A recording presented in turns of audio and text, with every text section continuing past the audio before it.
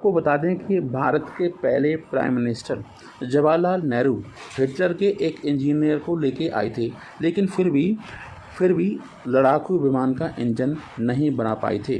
अब आपको आज का दौर बता दें कि अमेरिका से लड़ाकू विमान के लिए 200 इंजन खरीदेंगे मोदी, ये ऐलान हो चुका है। और ये इंजन लड़ाकू विमान में लगाए जाएंगे। जैसे तेजस है, उसमें एक इंजन है, अब उसे डबल किया जाएगा, फिर 2 ब्रह्मोस मिसाइल दागने के लिए तैयार किया जाएगा। अभी केवल एक ले जा सकता है।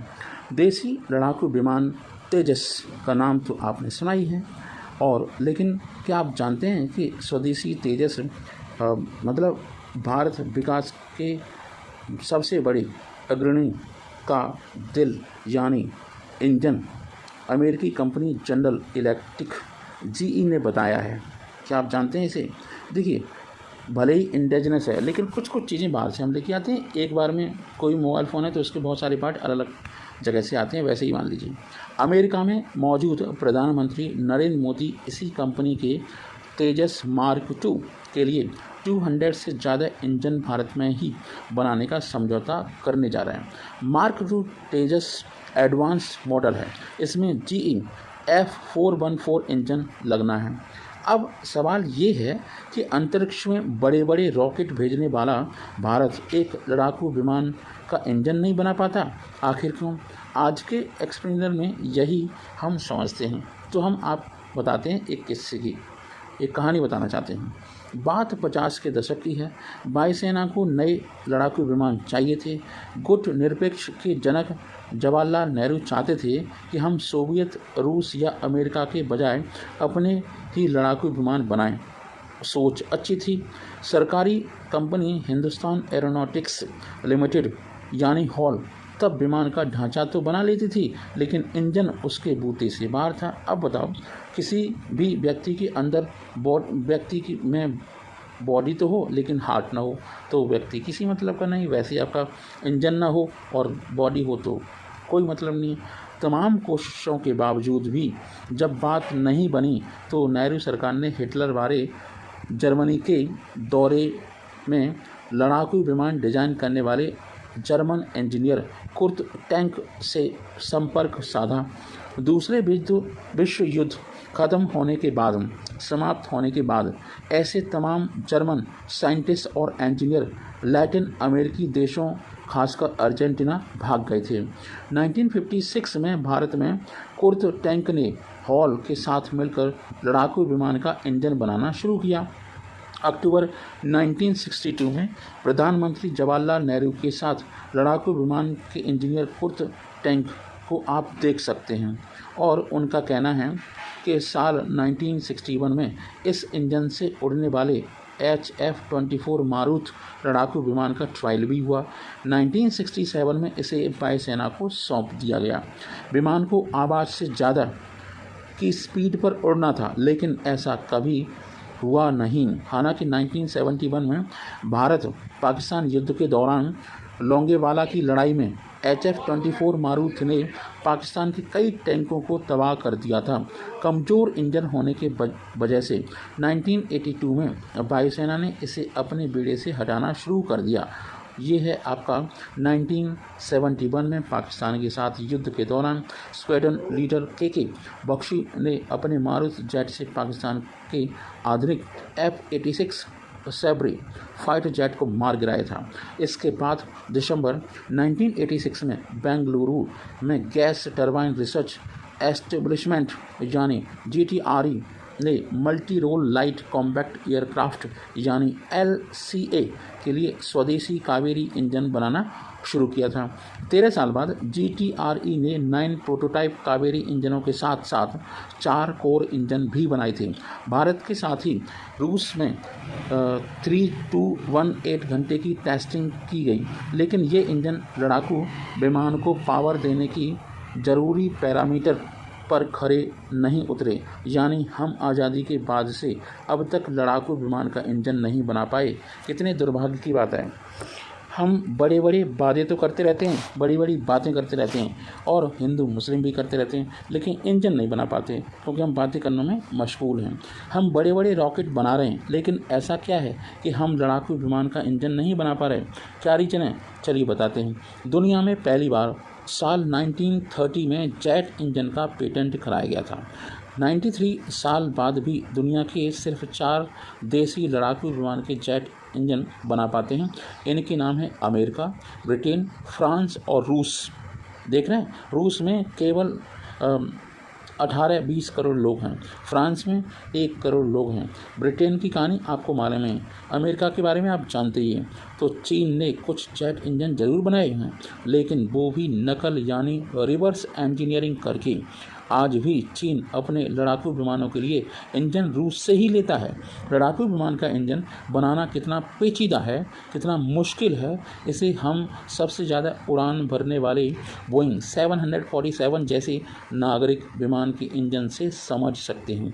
इसके एक इंजन में 40,000 कल पुर्जे होते हैं, समझ रहे हैं आप? और कितने हज़ार मुर्गे मार दिए जाते हैं इंजन की टेस्टिंग में। यह 1400 डिग्री सेल्सियस तक गर्म हो जाता है। वहीं लोहा पिघलने के लिए 1538 डिग्री सेल्सियस तापमान की ज़रूरत होती है। ऐसे में इन पुर्जों को काम का बनाए रखना बड़ी चैलेंज होता है, बहुत ही बड़ा। DRDO के पूर्व प्रमुख डॉक्टर S क्रिस्टोफर के मुताबिक 2 वजह से यह तकनीक कुछ देशों के तक ही सीमित है। क्या कारण है? नंबर 1, जिन देशों के पास लड़ाकू विमान का इंजन बनाने की टेक्निक है, उसे उन्होंने बरसों की मेहनत के बाद हासिल की है। ऐसा तो नहीं आसानी से मिल गई है। इसे बनाने वाली कंपनी को कई देशों की सिविल और मिलिट्री फंडिंग मिली, पैसे मिले। जब किसी के पास पैसे हों तभी तो रिसर्च करेगा। वहीं कोई नया देश इस तकनीक पर काम करता है तो वहाँ कोई भी इन्वेस्ट करने को तैयार ही नहीं होता। प्राइवेट कंपनियों को लगता है कि जेट इंजन बनाना आसान नहीं है, ऐसे में वह भी दूर भागते हैं। 2 बात क्या है, सरकारें अलग अलग वजह से लगातार ऐसे प्रोजेक्ट पर सपोर्ट नहीं करती।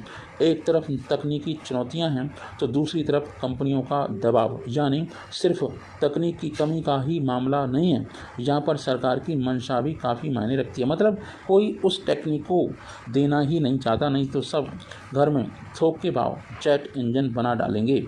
डील हो जाएगी तो अमेरिका के GE F414 इंजन का इस्तेमाल भारत कहाँ करेगा, देखते हैं। जनरल इलेक्ट्रॉनिक का GE F414 मौजूदा तेजस में लगे GE F404 का एडवांस्ड वर्जन है। यह इंजन आधुनिक अमेरिकी लड़ाकू विमान F-18 हॉर्नेट में भी लगा है। इसका इस्तेमाल अमेरिकी नेवी करती है। भारत तेजस के अगले वर्जन तेजस मार्क 2 में GE F414 इंजन लाएगा। रिपोर्ट्स के मुताबिक अमेरिका के डील के साथ अमेरिका के साथ 80% टेक्नोलॉजी ट्रांसफ़र करने को तैयार है। अगर यह डील होती है तो जनरल इलेक्ट्रिक और हॉल मिलकर भारत में GE F414 टर्बोफैन इंजन बनाएंगे तो भारत की हो जाएगी बल्ले बल्ले। इस जेट इंजन को भारत में बने तेजस मार्क 2 लड़ाकू विमान में लगाया जाएगा और कुछ इंजन बनाने के बाद विदेशों में भी बेचे जाएंगे। भारत में इसका प्रोडक्शन शुरू होने के बाद भारतीय नौसेना के लिए तेजस मार्क 2 के साथ ही एडवांस्ड मीडियम कॉम्पैक्ट एयरक्राफ्ट यानी AMCA और स्वदेशी twin engine deck based fighter यानी TEDBF में भी इंजन का इस्तेमाल होगा। 2010 में GE को जेट इंजन का ज़्यादा पावरफुल वर्जन F414 सप्लाई करने के लिए चुना गया था। GE पहले ही तेजस लड़ाकू विमान के लिए हमें F404 इंजन की सप्लाई करती है। अब तक 83 तेजस लड़ाकू विमान में F404 इंजन का इस्तेमाल हो रहा है। तो आपको बता दें कि ये बहुत ही दमदार इंजन है और इससे भारत में जेट बनाने की प्रक्रिया काफ़ी इम्पोर्टेंट हो जाएगी। जनरल इलेक्ट्रॉनिक के साथ भारत की डील इतनी अहम क्यों है? जानकार बताते हैं कि अमेरिका इस डील के माध्यम से भारत की रूस पर सैन्य निर्भरता को प्रतिबंधित करना चाहता है। अभी भारत आधे से ज़्यादा की मिलिट्री सप्लाई के लिए 60% रूस पर निर्भर है। भारत दशकों से लड़ाकू विमान से लेकर टैंक, परमाणु पनडुब्बी विमान, वाहक पोत रूस से खरीदता आ रहा है। भारत के 70 से 85% सैन्य साजो सामान के जितने भी उपकरण हैं वो रूसी हैं। इससे भी महत्वपूर्ण बात ये है कि इस डील को एशिया में चीन की डोमिनेंस यानी उभार के काउंटर बैलेंस के रूप में भी देखा जा रहा है। अमेरिका के पूर्व national security advisor NSA Daniel Silverberg कहते हैं कि अमेरिकी प्रशासन का ऑब्जेक्टिव साफ है कि वह भारतीय मिलिट्री को चीन विरोधी स्ट्रेटेजी के लिए मजबूत करना चाहता है। अमेरिकी think tank centre for strategic and international studies के रिसर्च ओरोसो भी इसी तरह की राय रखते हैं। उन्होंने कहा है कि भारत एकमात्र ऐसा देश है जो विश्वास करने के लिए बाध्य है, विश्वास कर सकते हैं, जो वास्तव में चीन के साथ लड़ रहा है। ऐसे में अमेरिका के लिए भारत सबसे अहम साबित हो सकता है। यही वजह है कि जिस तकनीक को अमेरिका ने नाटो देशों के साथ भी साझा नहीं किया है, उसी अब भारत के साथ साझा करने जा रहा है। हुई ना मोदी की ताकत, दमदार बात। भारत ने अगले 2 दशकों में अपनी वायुसेना और नौसेना के लिए 350 से अधिक लड़ाकू जेट बनाने का टारगेट रखा है। भारत में GE F414 इंजन बनाने से यह टारगेट हासिल करने में काफ़ी आसानी होगी।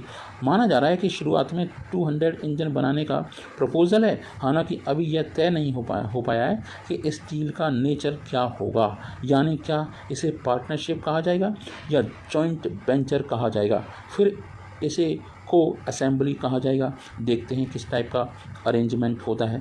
डील होने के बाद ही यह पता चलेगा कि हम इसका एक्सपोर्ट कर पाएंगे या नहीं। कोशिश तो यही होगी कि एक्सपोर्ट करें।